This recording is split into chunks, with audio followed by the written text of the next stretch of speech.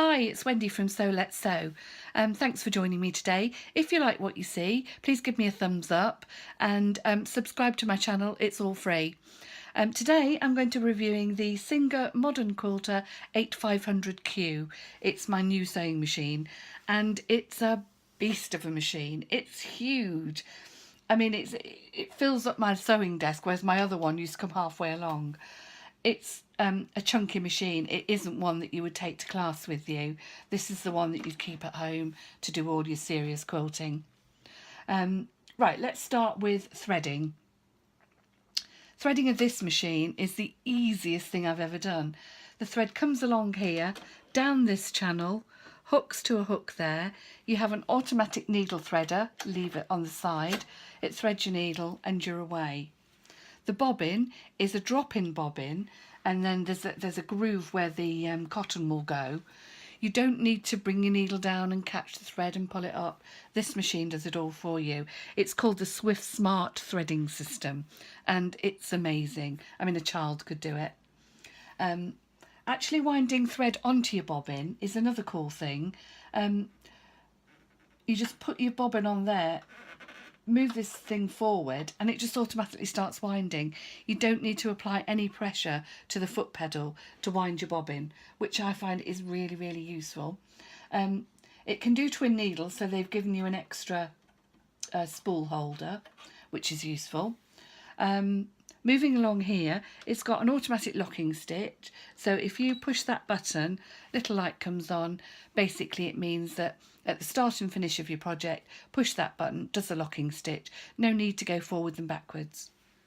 Next door to that, which is the main reason I bought this machine, is an automatic thread cutter. This is amazing if you've never had one.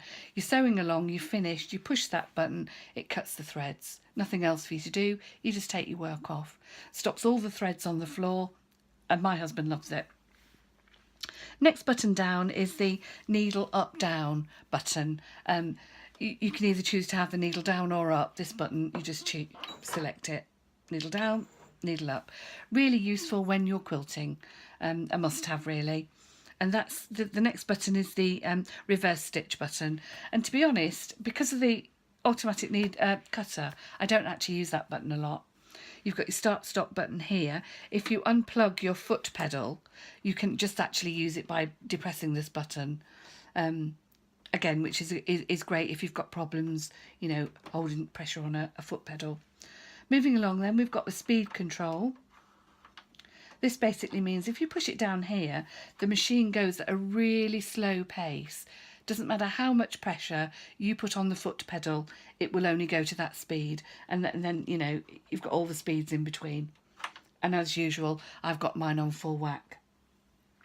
Across this end of the machine is where all your stitches are. There's about 300 in total. And you get a really extensive instruction booklet with it, and it comes with a little card like this, and this just shows you some of the basic stitches, the alphabet, and anything, you know, all these foreign alphabets and things like that. So that's that. So I always have that handy by my machine, and it's quite straightforward really. You just choose the stitch number you want. I mean, from the card, if we were to go with the wiggly worm stitch, which again is always my favourite quilting stitch, it's number 20. So on the dial here, just go back to 20, and you'll notice that when the stitch comes up, there's a little picture of it. Underneath is the stitch width, and then underneath that is the stitch length. These are altered by the second dial, so you can make it smaller. With this stitch there aren't many in-betweens, it's either small or big. And then push it, you see the little light comes on there. So now I'm altering the length of the stitch. And it is that simple. It's really, really easy to use. Other buttons along here. You've got straight stitch with an automatic lock off. So if you're doing dressmaking, you don't want to be bothered by, you know, that button there. You can just say to it, right, every time I stop and start, will you lock the thread? It's got some of the most well-used stitches, just a one push button kind of thing, so you don't have to go through the dial. So you've got your zigzag, you've got your blind hem, you've got your overlocking stitch, and there's a buttonhole, and then there's the alphabet. The alphabet on this machine, I believe, goes up to 7mm, which is a really good size for an alphabet. You can also program it to remember words and phrases. So, like, maybe I would use handmade by Wendy. I could save that. So every time I wanted to do that, I would just push the alphabet button and off it would go. Down here, there's the twin needle indicator. Once you've got your twin needles in, you push that button. It won't let you select a stitch that can't be done by twin needles, which is really useful. Second button is another pair of scissors. Now, this is really strange, and I can't think of a reason why I would use it. However, I'll explain it. Push this button, and every time your machine stops, it cuts the thread. I found it quite annoying when I was making a quilt, so I don't use it. I guess you might use it in dressmaking. Anyway, it's there if you need it. This is the tension bar here. It's set to automatic tension, and I believe that every time you turn it off, it kind of resets it. Some of the stitches in the guidebook, it will tell you to either, you know, loosen your tension or make it tighter. So that's that. It's a really lovely machine to work. It runs like a dream. I was making a table runner this morning, just really wanted to practice some of the stitches, and I'll just show you just a few of the stitches it's done. And bearing in mind this is like a quilt, it's got a front, a back and some batting. I didn't have to put my walking foot on. It just went through it like a knife through butter. Some other little stitches that I use there. There's like a little bow, and then next to it is a little leaf. On the foot plate, it's got all the usual markings. The 1/4 of an inch for quilting, the 3/5/8 of an inch for sewing. It comes with everything that you would need. It comes with an automatic buttonhole foot. It sews on buttons, so there's a little foot for doing that. You've got a walking foot. You've got a satin foot, 1/4 inch foot. In fact, I think there's about 10 feet in all, and lots of little tools. This is the drawer where all the tools are kept. And it also comes with, whoops, the hugest extension table I've ever seen. If you just bear with me a minute, I'll just slide it back over. My desk is so small that to get the extension table on, it literally just fits. I mean, great for when you're quilting.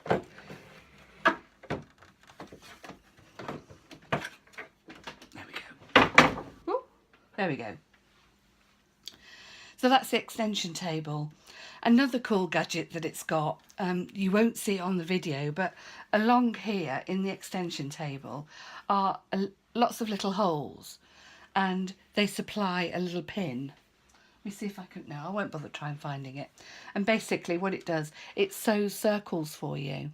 So you would put your fabric under here, you put your pin in, you lock your pin off with a little gadget, set the machine off. I mean, this fabric isn't big enough, and it would sew a complete circle for you. And there are 1, 2, 3, 4, 5, 6 holes, which presumably means that you can sew 6 different sizes of circle. I haven't got that far yet, but when I do, I'll do another video. Also along the extension table is all the measurements that you would need. It really is a huge, I'm going to measure it actually, just so I can let you know how big this is. The extension table is 22 inches long by 14 inches wide. It's also a long arm machine. I wish I had the room to put my Singer patchwork next to it, because it looks like a little toy machine next to this. So I hope you can appreciate quite the size of it. I mean, I did a queen size quilt the other day and found no problem at all, whereas with my other machine I would have struggled. The machine cost me about, I think it was just under £800. So, you know, it's not something that you would just go off and buy on a whim. I mean, it took me like 6 months to think about it, but my major thing is this automatic thread cutter. I mean, it is a dream. If you're a sewer, you'll know what I mean, and it's kind of worth it just for that. The only thing I will say, I was on a forum the other day and a lady had one, and she kept saying, oh, it keeps coming unthreaded. I hated it. You know, every time I thread the needle, as soon as I start, it would come unthreaded.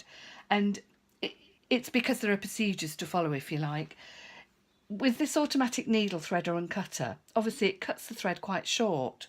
So what you have to do is always start with your needle down and always use the locking stitch, and that stops it coming unthreaded. Once I've played a bit more with it, I'll do another review. If you've got any questions, let me know. Thank you for watching.